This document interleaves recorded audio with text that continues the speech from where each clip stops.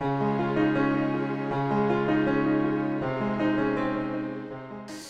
아침 말씀 이제 룻기 1장 이번 달에 시작했던 룻기의 말씀이 어느덧 오늘로 룻기 4장의 말씀으로 마무리됩니다. 우리 오늘 룻기 4장의 말씀을 우리 마지막으로 살펴볼 텐데요. 여러분 많이 아시는 예수님께서 말씀하셨던 팔복 가운데 마태복음 5장 9절이죠. 나오는 말씀은 평화를 이루는 사람은 복이 있다. 하나님이 그들을 자기의 자녀라 부르실 것이다 라고 하는 말씀을 여러분 아실 겁니다. 이번 한 주간 계속 오늘 예배 때도 나오고 우리의 일상 가운데서 아직 이 찬양이 너무나 커서 그런지는 모르겠지만 있는데요. 저도 남북 정상회담을 바라보면서 한편으로는 너무나 기쁘고 감동이 되면서도 또 그런 생각이 한쪽으로 좀 씁쓸하다고나 할까요? 들었던 생각이 사실 이게 이렇게 어려운 일이 아니었는데 우리의 지난 10년이 좀 굉장히 속상하고 안타까웠던 그런 것들이 같이 겹쳐지는 그런 시기였던 것 같습니다. 이 시절을 충분히 앞당길 수 있었고 할 수 있는 힘이 있었던 자들이, 그들을 가지고 있었던 자들이 어찌 보면은 평화를 이루기보다는, 평화를 만들려고 애쓰기보다는 이런 분단을 지속하고 강화하고 이런 공포와 위협을 통해서 자신들의 유익을 구하면서 살았던 자들이 있었기에 어떻게 보면 지난 10년간 이 일들이 아무런 지적 없이 있었던 것이 아닌가라는 싶습니다.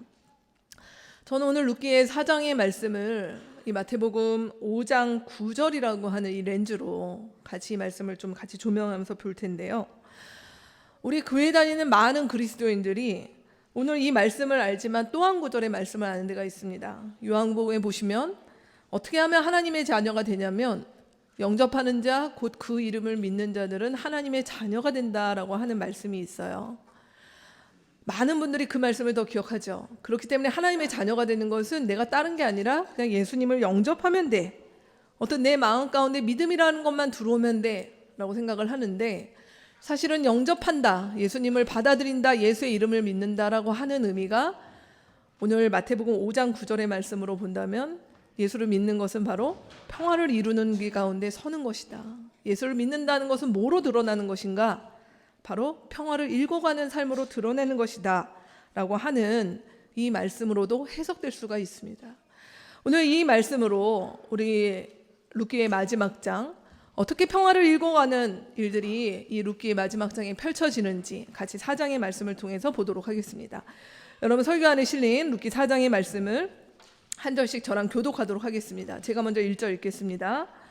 보아스가 성문 위 회관으로 올라가서 앉아 있는데 그가 말하던 지방간으로서의 책임을 져야 할 바로 그 사람이 마침 지나가고 있었다. 보아스가 그에게 여보시오, 이리로 좀 올라와서 앉으시오 하고 말하였다. 그러자 그가 올라와서 앉았다.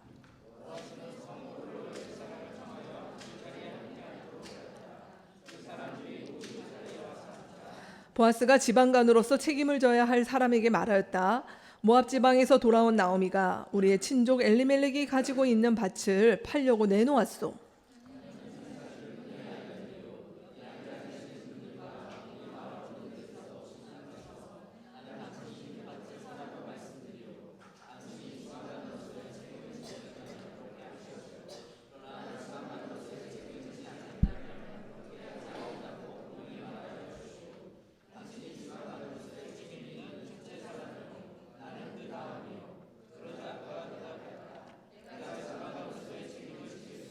보아스가 다시 말하였다. 그렇다면 나오미의 손에서 그 밭을 사는 날로 고인의 아내인 모압 여인 룻도 아내로 맞아들여야 하오. 그렇게 하여야만 그가 물려받은 그 유산이 고인의 이름으로 남게 될 것이오.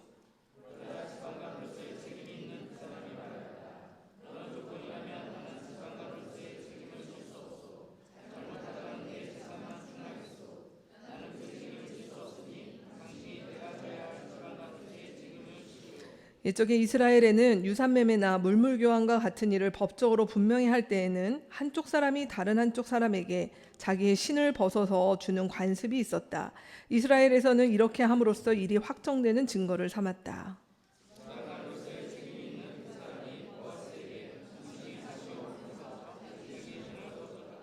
그러자 보아스가 원로들과 온 마을 사람들에게 선언하였다. 여러분은 오늘 이 일의 증인입니다. 나는 엘레멜렉이 가지고 있던 모든 것과 기럯과 말론이 가지고 있었던 모든 것을 나오미의 손에서 사겠습니다.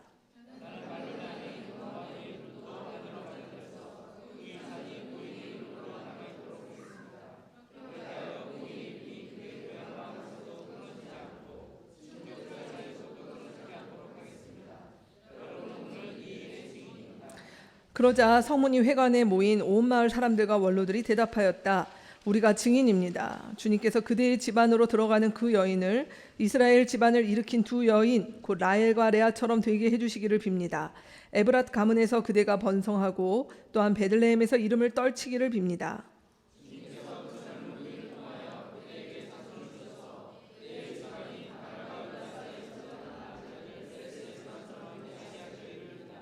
보아스는 룻을 아내로 맞이하였다. 그 여인이 자기 아내가 되자 그는 그 여인과 동침하였다.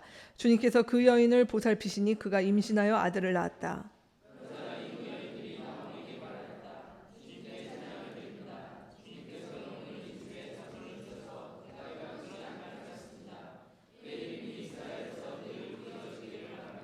시어머니를 사랑하는 며느리 아들 7보다도 더 나은 며느리가 아기를 낳아주었으니 그 아기가 그대에게 생기를 되찾아 줄 것이며 늙음하게 그대를 돌보아 줄 것입니다.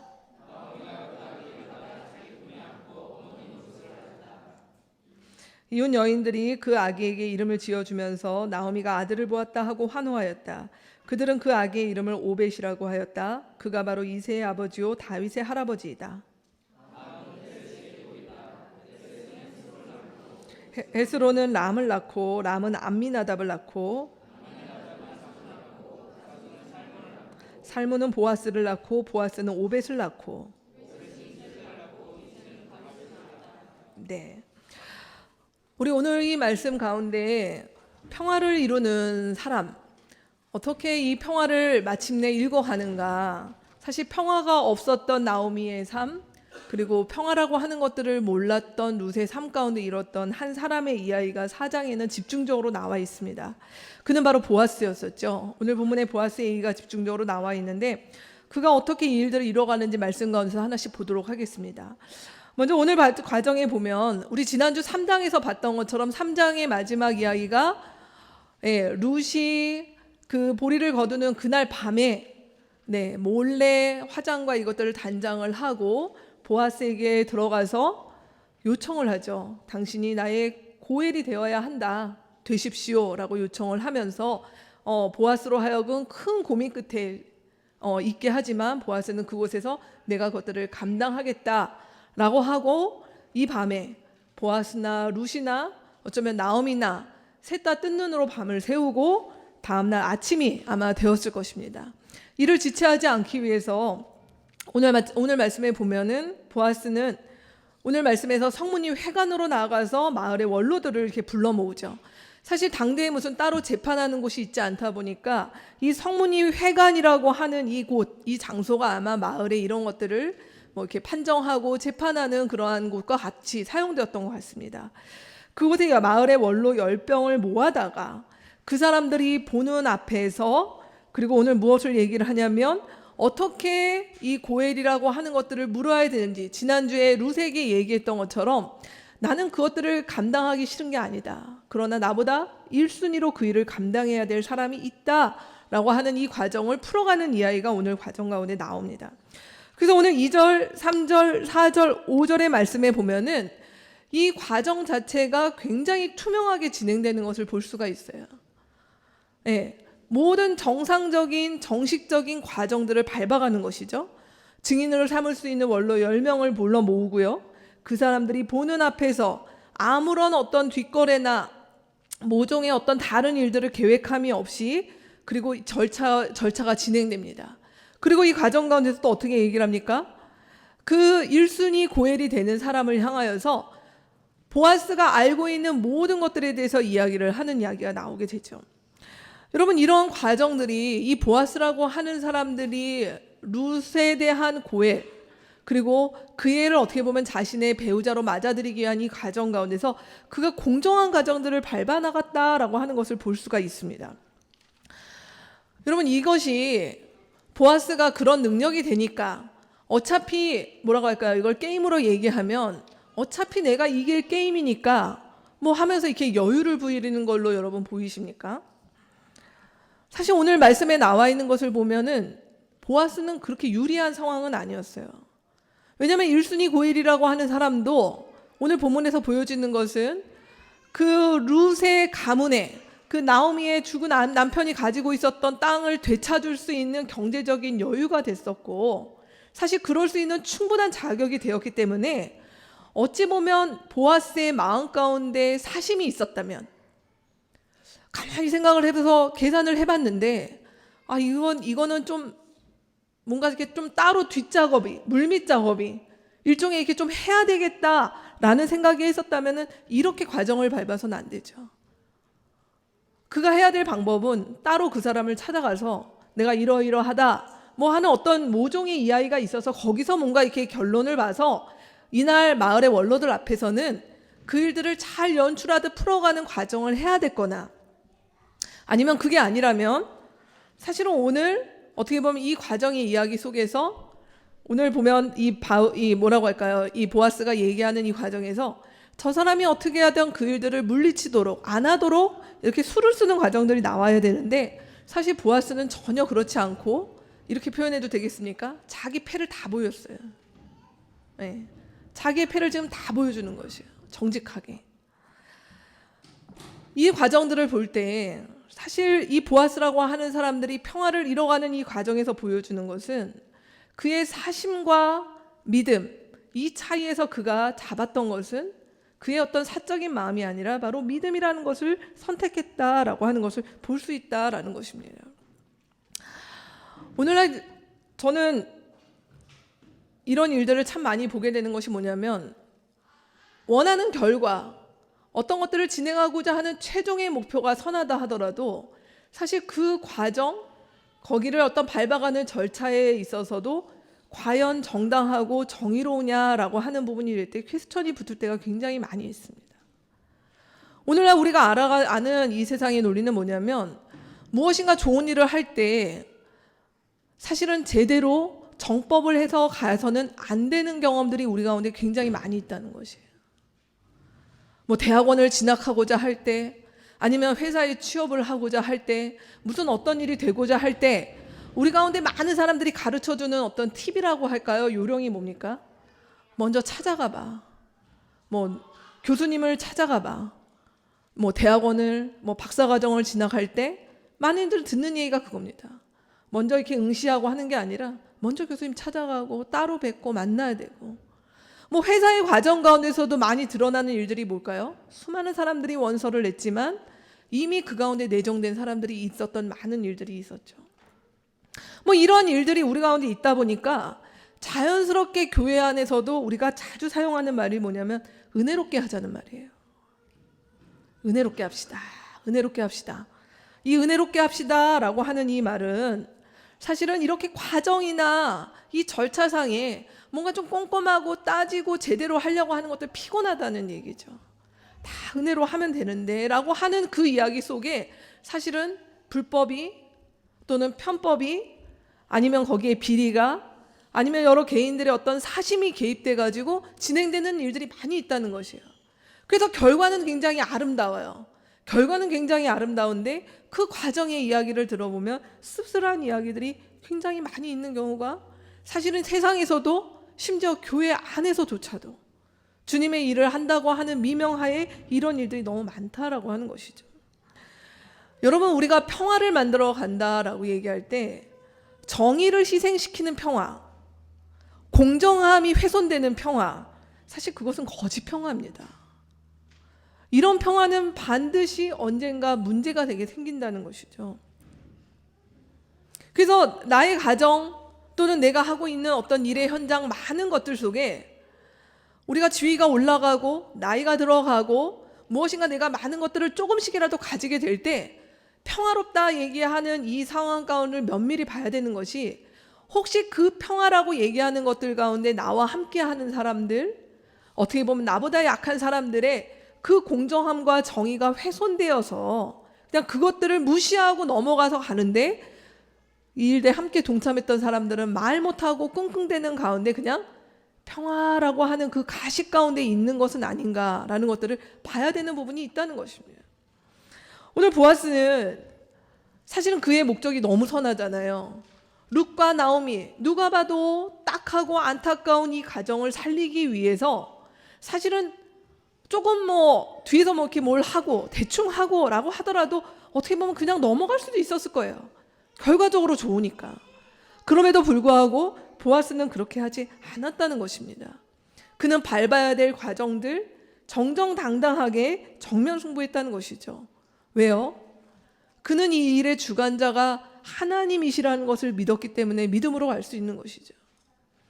사람이 많은 경우에 자신의 사심이 작동하고 뒤에서 뭔가 이렇게 뭐라고 할까요? 물밑 작전, 비선에서 접촉하고 하는 일들을 왜 합니까? 사실은 내가 그 일들을 결정하고 주관하고 나에게 달려있다라고 하는 일들이 있을 때 우리는 빨리 그런 방법을 쓰게 된다는 것입니다. 그러나 정말 우리가 하나님 앞에서 하나님을 신뢰하고 믿는 사람일수록 사실은 그 믿음을 가지고 정면 승부하고 정직하고 공정하고 정의의 길을 서는 것들에 대해서 두려움 없이 나간다는 것이죠. 왜냐하면 혹 그렇지 못하더라도 오늘 보아스가 그런 입장이었잖아요. 혹 저 1순위 고엘이 내가 그럼 맞겠다라고 하더라도 내가 그 일에 대해서 인정하고 받아들이겠다라고 하는 그 마음이 있었기 때문에 오늘 이렇게 나아갈 수 있다는 것입니다. 두 번째입니다. 오늘 보아스가 이 공정과 정의를 추구함에 있어서 사실은 이 일은 동시에 뭐가 수반되는 거냐면 엄청난 책임과 헌신을 감당해야 되는 것이 따른다는 것이었어요. 오늘 4절하고 6절 말씀 여러분 한번 주목해 보시겠어요? 4절하고 6절 말씀에 자그마치 책임이라는 단어가 8번이나 나옵니다. 사실 이 오늘의 재판정에서 이루어지는 일들은 그냥 이렇게 뭐라고 할까요? 좋은 일 정도가 아니라 굉장한 책임과 헌신이 요구되는 일이었다는 것이에요. 그래서 4절에서 보아스는 오늘 얘기를 합니다. 이 4절에서 보아스가 얘기하고 있는 이 책임이라고 얘기하는 것은 어떤 책임입니까? 그가 알고 있고 그 당시 이스라엘의 율법 가운데 나와 있었던 하나님께서 법으로 정하신 그 고엘의 책임에 대한 얘기를 지금 하고 있는 것이었어요. 근데요 6절에 보면 그 1순위 고엘인 사람이 책임이라고 얘기할 때 이 책임은 왔다 갔다 합니다. 거기에 아주 중요한 기준은 무엇이냐면 내가 손해보지 않으면 책임지겠다는 것이었잖아요. 내가 손해가 있다면 나는 책임 못 진다 하는 그 의미에서의 책임이었다. 다른 의미의 책임이었던 것이에요. 보아스는 그 1순위 고엘이 가지고 있었던 책임, 조건적인 책임이 아니라 말씀에 나와 있었던 그 책임, 말 그대로 룻과 나오미의 인생을 책임지겠다고 하는 그 자리에 서겠다라고 하는 결단이 섰다라는 것이죠. 그래서 오늘 5절 말씀해 보면 무엇이라고 얘기합니까? 보아스가 얘기하죠. 룻도 아내로 맞아들여야 될 책임에 대해서 언급합니다. 그리고 그 사람이 물러서자 이제 9절 말씀에서부터 10절 말씀에 보면 뭘 하기 시작합니까? 그는 말 그대로 그가 말한 것을 지키기 위해서 룻을 아내로 맞아들이고 그리고 나오미가 가지고 있었던 이렇게 룻을 아내로 맞아들이면서 어떤 일이 생길까요? 그 땅을 그들이 대대손손 받았던 그 유산으로 받은 땅을 회복시키기 위해서 그 값을 지불하는 일들이 있었고요. 또 13절 말씀에 보면 사실은 그들이 거렁관계를 이루어서 마침내 그 약속의 대를 이어가는 아들이 생기도록 하는 일까지 사실 오늘 본문에서는 보아스가 그의 말에 책임을 졌다라고 하는 것들을 보여준다라고 하는 것입니다. 여러분 이렇게 우리가 어떤 일에 있어서 책임을 지는 것, 내가 무엇인가를 헌신한다라는 것은 쉬운 일은 아니죠. 거기에는 반드시 우리가 할 수 있는 한 최대치의 신중함이라고 하는 것들이 거기에 반드시 작용을 하게 됩니다. 근데 제가 오늘 여러분에게 이 신중함이라고 하는 것들이 우리가 가지고 있는 이 성경과 그리고 이 성경이 기록되었던 당대의 헬라 문화권에서 가지고 있었던 이 신중의 의미는 굉장히 다른 뉘앙스를 가지고 있다는 것을 제가 가지고 왔어요. 폴 밀러라고 제가 계속 인용했던 이 분의 얘기에 나면 사실은 많은 이 영향은 지금까지도 왔죠. 헬라인들 그리고 그 헬라의 철학들이 가지고 있는 쪽에서의 신중함이라는 것은 뭐냐면 나에게 득이 되는 것들을 선택하는 판단력이에요. 그래서 이 신중함은 뭘 작동을 하냐면 이 감정적으로 그릇된 판단을 하지 않도록 지성이 감정을 작동하는 것입니다. 지금 무슨 말입니까? 지금 보아스가 룻과 나오미의 상황을 들으니까 유독 이런 거에 약한 사람들 있잖아요. 불쌍한 사람들 보고 이러면 막 눈물이 나오고 뭔가를 해야 될 것 같고 막 이런 것들이 쉽게 작동되는 사람이 혹시 보아스였냐? 근데 보아스가 가지고 신중함은 뭐냐면 잠시 냉정해져야 된다는 것이죠.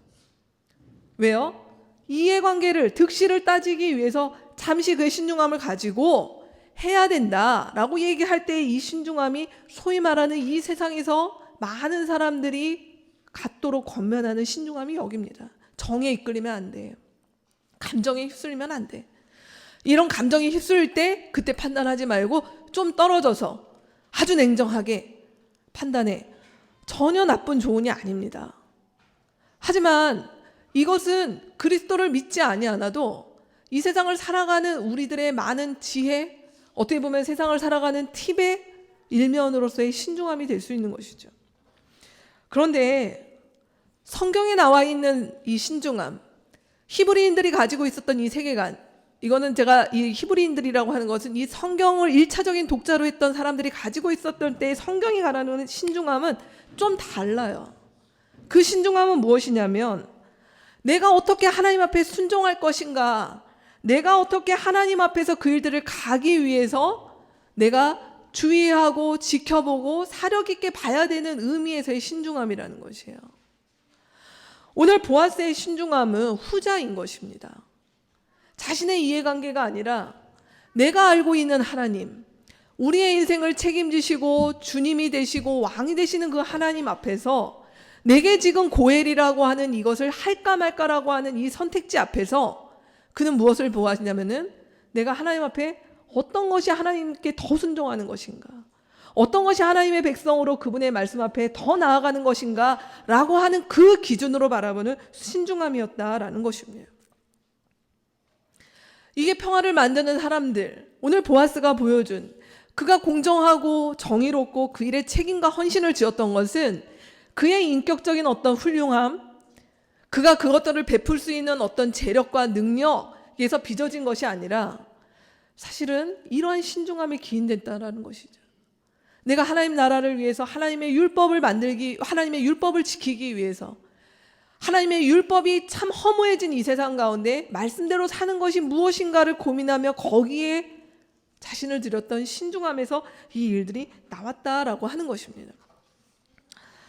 오늘 본문은 이 보아스와 대조되는 한 사람의 모습이 잠깐 비칩니다.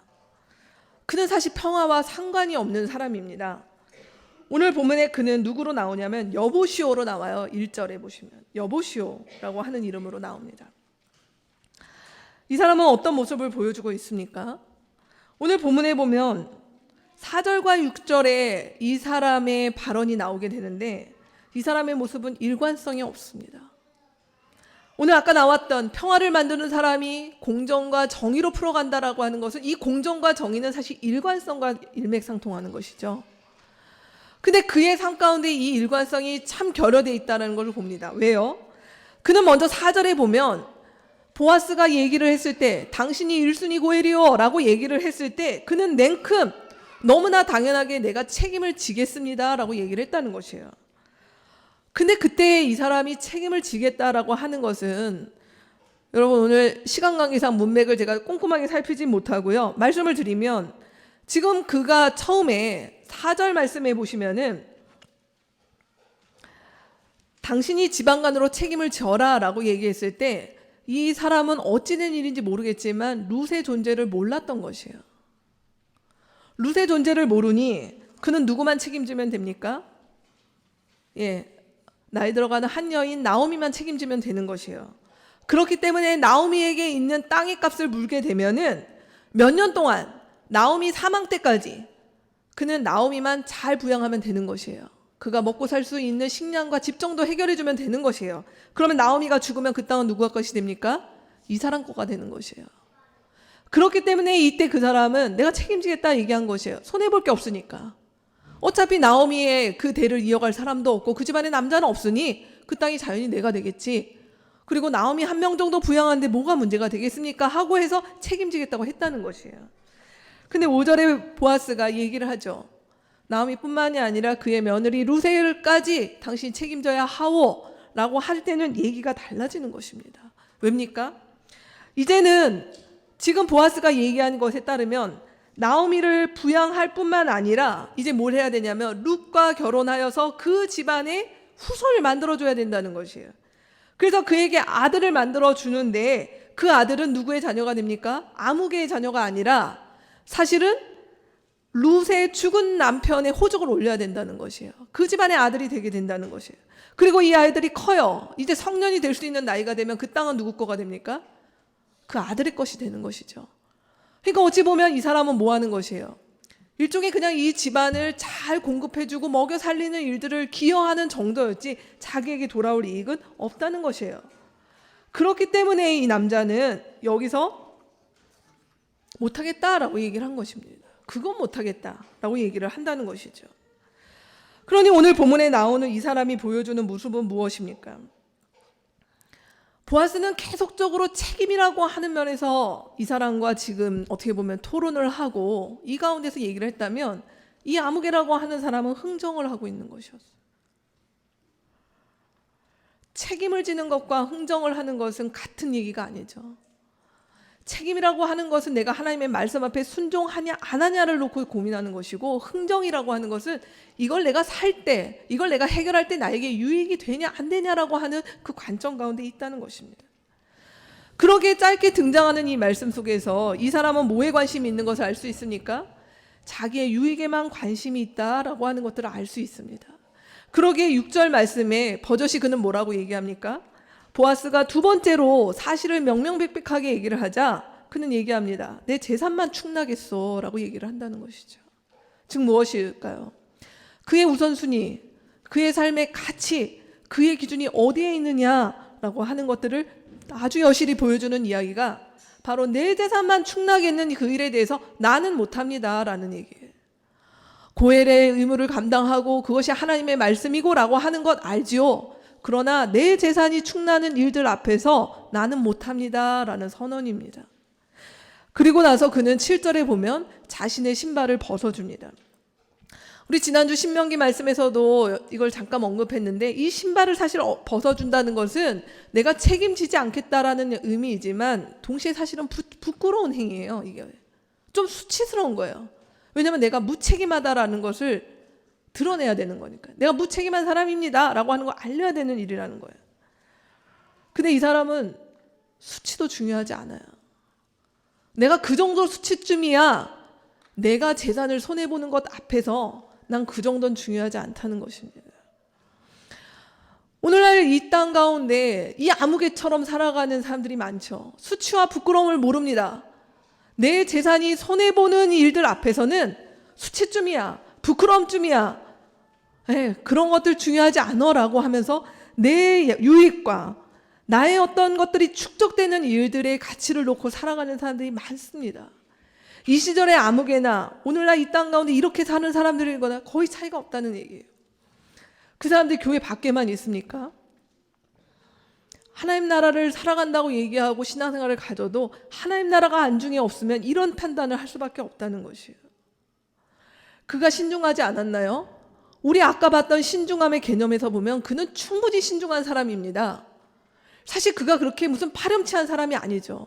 만에 하나 그가 감정에 휘둘려서 주위 시선 때문에 아차 이렇게까지 했어야 됐어 라고 얘기하면서 속으로는 고민하는데 노를 못하기 때문에 그러면 내가 고해를 하죠 라고 했다라고 만약에 했다면 어쩌면 나오미와 룻이 진짜 고생을 또 했을 수도 있습니다. 그런 점에서 본다면 차라리 그의 이러한 신중함, 그의 어떤 이런 면이 나오미와 룻에게는 차라리 나은 상황이 될 수도 있었을 것입니다. 하지만 그럼에도 불구하고 그를 향한 안타까운 시선은 뭐냐면 그가 하나님 나라에 관심이 없다는 것이에요.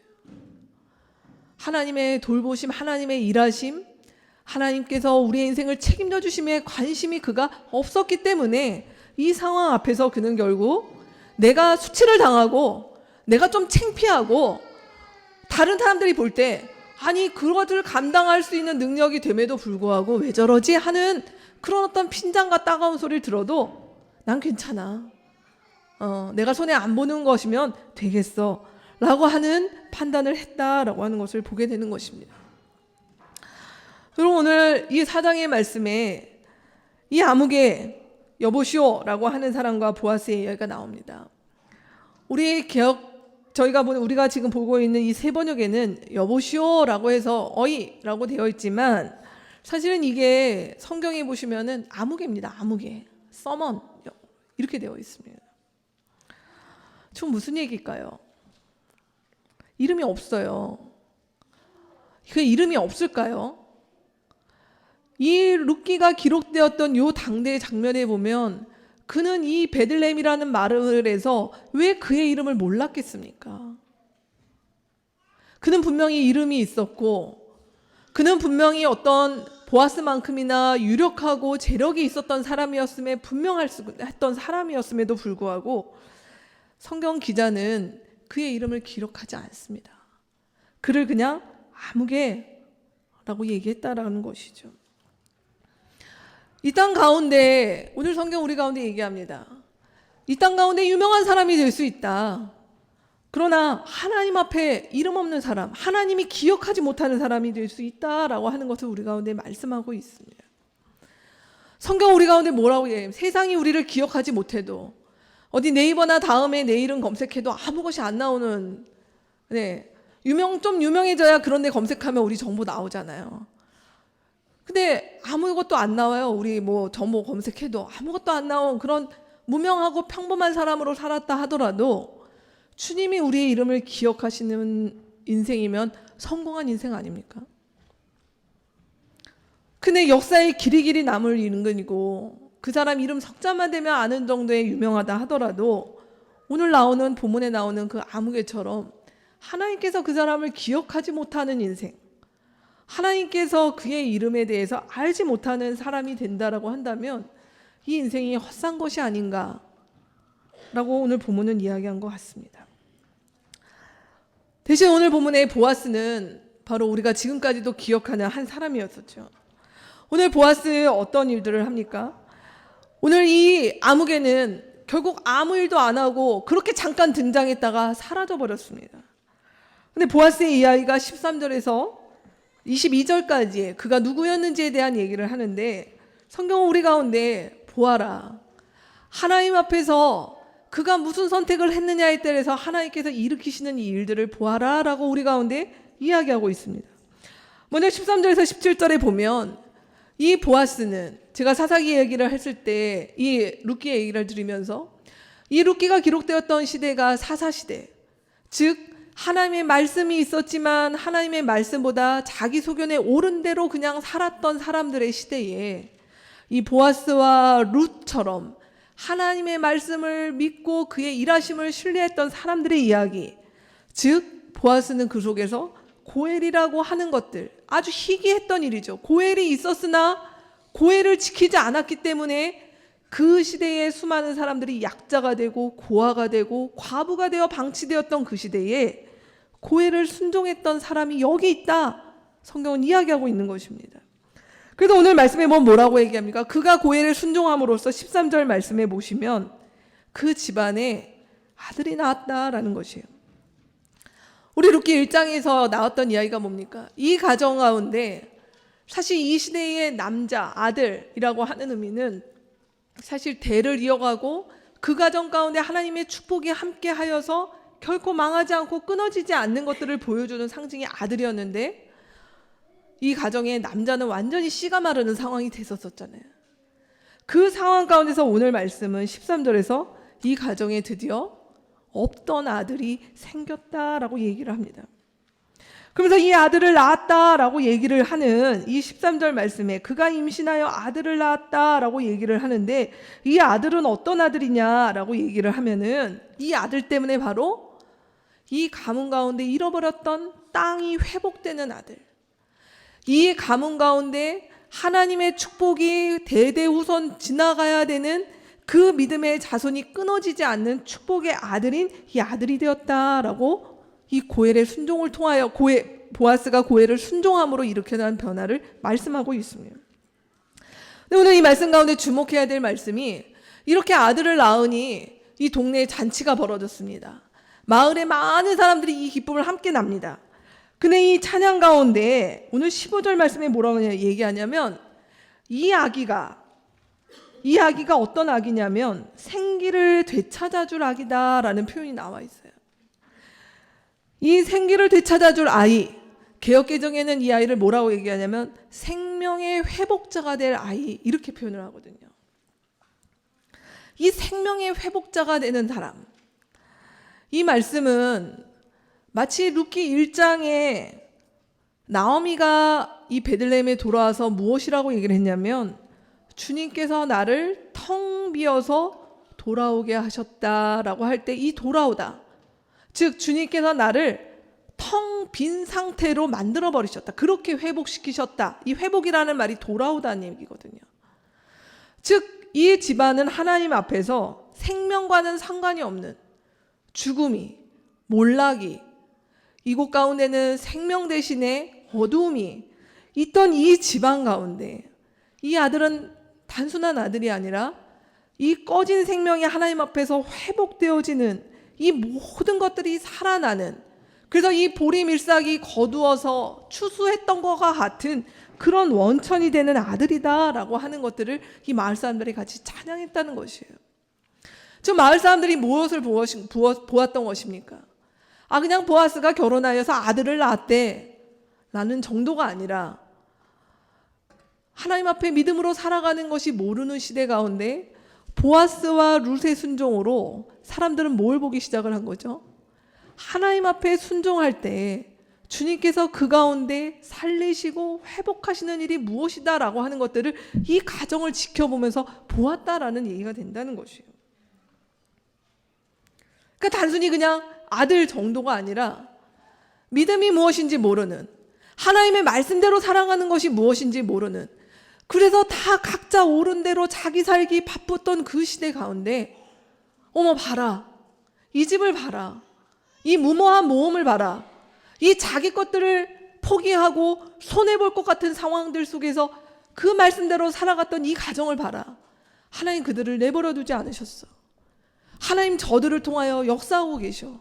그렇다면 나는, 그렇다면 우리는, 그렇다면 나의 삶에는 이라고 하는 일들로 그 생명이라고 하는 이 회복이라고 하는 것들이 흘러가는, 전염되는, 그 가운데 확산되는 일들을 이 보아스의 고엘의 순종이 가져온 효과라는 것입니다. 그리고 그뿐일까요? 오늘 말씀은 애써 굳이 뒤에 작은 족보를 실어버립니다. 그것은 무엇일까요? 이 족보가 어디를 향하고 있냐면 누가 누구를 낳고 누가 누구를 낳고 라고 얘기를 하면서 결국은 다윗에 대한 이야기를 하고 있다는 것입니다.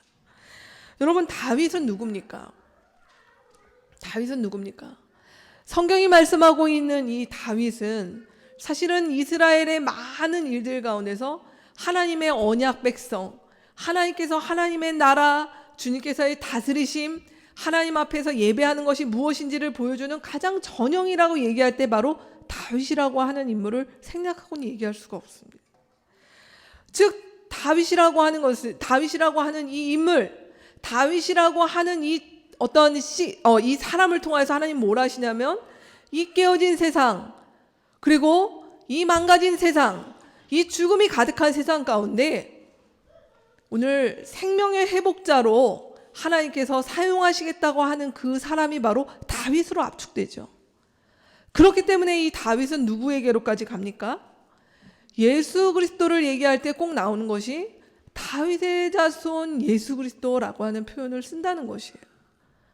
즉 다윗 앞대에 하나님의 일하심들이 굉장히 많이 있었지만 다윗을 통하여서 본격적으로 하나님께서는 예수 그리스도라고 하는 구체적으로 이 세상에 생명의 회복자가 되실 바로 그 주인공 예수 그리스도가 잉태되는 그 핵심적인 인물 가운데 다윗이 있었다는 것이죠. 그리고 오늘 말씀은 거기까지 염두에 두는 것입니다.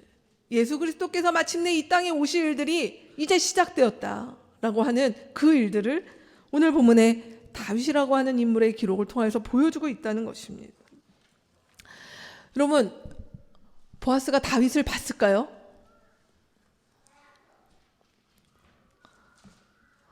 잘 모릅니다. 보아스가 몇 세까지 갔는지, 다윗은 이렇게 자기 증조부시잖아요. 했는지 모릅니다. 근데 추측컨대 보아스가 혹시 다윗이 막 태어났을 때까지 있을지는 모르겠지만 다윗이 왕이 되거나 이스라엘 왕으로서의 어떤 역할을 하는 것들을 볼 확률은 거의 없었을 것입니다. 사실 우리의 인생에 하나님 앞에서 어떤 선한 일을 행한다라고 하는 것들이 우리 당대에 우리의 손에 잡히지 않는 일들이 사실은 굉장히 많이 있어요. 그래서 보아스가 이렇게 일들을 했지만 결과적으로 그가 짠하고 왕가를 이루고 뭔가 이렇게 됐던 것이 아니라 어떻게 보면 룻과 결혼하여서 그저 그의 인생은 평범하게 흘러가고 마무리되었을 것입니다. 그러나 우리가 아는 것은 무엇입니까? 성경이 굳이 이 얘기를 왜 할까요? 그렇게 살았던 우리의 인생이 하나님께서 우리의 인생을 전체 결산하실 때 우리의 인생은 이 땅 가운데서 삶으로서의 이 땅에서의 삶으로 종결되는 것이 아니라 사실은 하나님 나라라고 하는 영원한 삶 가운데 전체를 봐야 되잖아요. 그 삶 가운데서 본다면 보아스 그의 인생은 그는 언젠가 그가 다시 그의 인생을 총결산하러 섰을 때 그는 굉장히 뿌듯하고 감사하고 자랑스러운 삶으로 자신의 인생을 돌이켜볼 수 있었을 것입니다. 그때의 나의 선택이, 그때의 나의 어떤 수고가, 그때의 나의 하나님 앞에서 했던 모험이 내가 그때는 이렇게 될 줄 몰랐는데 이런 일들이 있었구나. 내가 하나님 나라의 역사에 동참하는 선택을 했었구나. 하나님께서 이 땅을 회복하시고 그의 생명의 어떤 역사를 읽어가시고 이 세상을 회복하시는 일들 가운데 내 일이 거기에 사용되었었구나. 나의 시간이, 나의 인생이 거기에 함께 엮어 있었구나. 여러분, 이게 얼마나 귀한 일입니까? 오늘 성경 우리 가운데 룻기의 마지막 장에서 이 두 가지 인생을 보여줍니다. 굉장히 많은 수를 고려하여서 현명한 선택을 한 것 같지만 결코 하나님 나라의 역사에 동참하지 못하다가 이 세상 가운데서 그냥 자기의 유익을 구하면서 살다가 갔던 한 아무개. 그러나 또 한 사람 보아스, 그의 삶은 하나님의 나라의 어떤 것들을 받는지, 정말 우리만큼 선명하게 받는지 성경은 이야기하지 않지만 그가 믿음으로 살아갔던 이 인생을 통하여서 하나님 나라를 헤쳐가시고 풀어가시고 일하셨던 그 하나님, 거기에 같이 동참했던 보아스, 우리 가운데 이 이야기를 하고 있습니다. 말씀 마무리하죠. 여러분, 오늘 저희가 룻기를 마무리하면서 룻기 1장에서 무엇으로 시작했습니까? 룻기 1장이 보여준 세상, 마라의 세상이었습니다. 죽음이 가득하고 고통과 폐허가 있었던 이 세상이 이제 4장에 와서, 오늘 4장의 본문에는 생기가 가득합니다. 회복이 가득합니다. 이곳 가운데 드디어 평화가 찾아왔다는 것을 보여줍니다. 왜일까요? 여러분, 룻기를 보시면서도 다 하나님이 하시잖아요. 다 하나님의 때이잖아요. 하나님이 일하시잖아요. 이렇게 이야기를 하시겠습니까? 저는 룻기 1장 때도 말씀드렸습니다. 하나님께서 하나님 나라를 만들어 가시는 거 맞아요. 그런데 누구와 함께?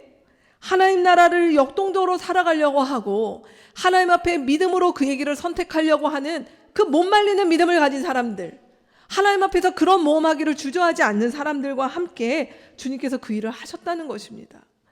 그래서 룻기는 대표적으로 누굴 보여줍니까? 오늘 4장에서 얘기하죠. 시어머니를 사랑한 며느리, 아들 7보다 더 나은 며느리. 당대의 아들 7은 사람이 누릴 수 있는 최대의 축복치를 상징하는 표현이었어요. 근데 룻이 누구라고 얘기합니까? 그 모든 것보다 더한 인생이라는 거. 왜요?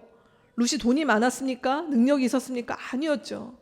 그가 가지고 있는 단 하나, 내가 하나님의 날개 아래 가겠다라고 하는 그거 하나 때문에 살았던 그 일을 보고 오늘 하나님께서 일을 하셨다는 것입니다. 보아스는 누굽니까? 우리가 방금 봤던 것처럼 고엘이 되는 데 있어서 많은 고민이 있었지만 그의 신중함은 그의 사심을 쫓아가지 아니하고 하나님의 말씀에 대해서 순종하는 것이 무엇인가를 갈구할 때 주님께서 이 보아스를 통해서 일하셨다라고 하는 것들을 보여주게 됩니다. 오늘 룻기를 정리해보죠. 오늘 룻기의 메시지는 우리 가운데 이야기합니다. 룻기의 이야기가 끝나지 않았다고. 우리가 지금의 이 땅 가운데 살아갈 때 여전히 룻기의 이야기를 이 죽음과 고통과 절망과 상실이 가득한 세상 가운데서 우리 자신이 내가 일하고 있는 곳에서, 나의 가정에서, 이 나라 가운데서 그 일들을 써내려갈 수 있다라고 이야기를 하는 것입니다. 그래서 하나님의 날개 아래 거하려고 하는 사람들, 그래서 사람의 날개를 거부하고 믿음의 모험을 시작한 사람들, 헷세드를 살아보고 고엘의 삶을 살아보고자 하는 사람들을 결코 하나님은 외면하지 아니하시고 그들을 주목하시고 그들과 함께 일하시고 그들이 수고한 것들을 결코 헛되게 만들지 않는 하나님을 보라라고 우리 가운데 말씀하십니다. 우리 오늘 말씀을 4가지로 정리해 보겠습니다. 여러분, 이 헷세드의 삶은 우리의 삶과 무관하지 않게 다음에 4가지를 한번 우리 마음 가운데 담아봅시다. 하나님의 헷세드를 우리가 먼저 갈망합시다. 내가 가진 어떤 것들을 흘려보내는 것이 아니라 우리 하나님께서 하나님의 헷세드, 변함이 없고 다함이 없는 그 사랑을 우리 가운데 부어주신다면 그 헷세드가 내 안 가운데 충만하기를 하나님 앞에 갈망했으면 좋겠습니다. 그러기 시작할 때 2번째, 사람의 날개 그늘 아래 안주했던 삶을 내가 벗어날 수 있습니다. 룻은 이걸 잡았던 것이죠. 보아스도 이걸 보았던 것입니다. 내가 사람이 주는 것들, 이 땅이 주는 어떤 안락함, 이 땅이 주는 유익 가운데가 거기가 나의 시선, 나의 판단의 최고치가 아니라 하나님의 날개 그늘 아래 있다라는 것이 무엇인지 내가 가겠노라라고 하는 힘을 거기서 얻을 수 있다는 것입니다. 그러기 시작하면 우리의 일상에서 작지만 고해를 실천할 수 있습니다. 나의 물질로, 나의 시간으로, 또 내가 가지고 있는 하나님께서 허락하신 것들로 누군가의 고엘이 되는 삶 가운데 어떻게 보면 세상이 볼 때 바보 같은 삶, 손해보는 삶, 좀 똑똑하지 않은 삶일 수 있어도 하나님 앞에서 이 일들을 용기 있게 고엘의 삶을 살아갈 수 있습니다. 이런 사람들은 이제 어떠한 삶으로 나아갑니까? 마지막으로 이 깨진 세상에서 하나님께서 생기를 회복하시는 그 하나님 나라의 평화라고 하는 것에 우리의 삶의 자리에 거기에 헌신하며 살아가는 일들이 있다라고 하는 것입니다. 말씀을 정리하죠. 우리 개인의 삶뿐만 아니라 또 남북한의 관계와 많은 부분에서 이 평화라고 하는 부분들은 그저 우리 가운데 어느 날 툭 하고 주어지는 것이 아니라 사실 오늘 말씀 우리 가운데 얘기합니다. 우리의 역사 가운데, 우리의 삶 가운데 이렇게 산 사람들이 있다는 것이에요. 수많은 사람들이 아니라 아주 적은 사람들이라도 하나님의 헷세드를 알고 하나님의 날개 그늘을 알고 그 고엘되는 사람의 삶의 가치를 알았던 사람들이 우리의 역사 가운데 그들의 생명과 피와 자신의 인생을 드렸기에 오늘 우리 가운데 평화가 시작된 줄로 믿습니다. 그렇게 오늘 우리의 삶이 그 아무 개의 삶이 아니라 하나님 앞에 우리의 평범한 인생이지만 주님, 내가 이 시대의 하나님 앞에서 룻과 같이 보호스와 같이 주님의 헷세드를 닮아 그 평화를 살려내는 사람, 평화를 만들어가는 그 삶 가운데 저의 인생이 쓰여지기를, 제 삶이 있기를 하나님 인도해 주십시오. 그런 마음으로 우리의 4월을 마무리하고 5월을 시작하는 저와 여러분 되었으면 좋겠습니다. 같이 기도하시겠습니다.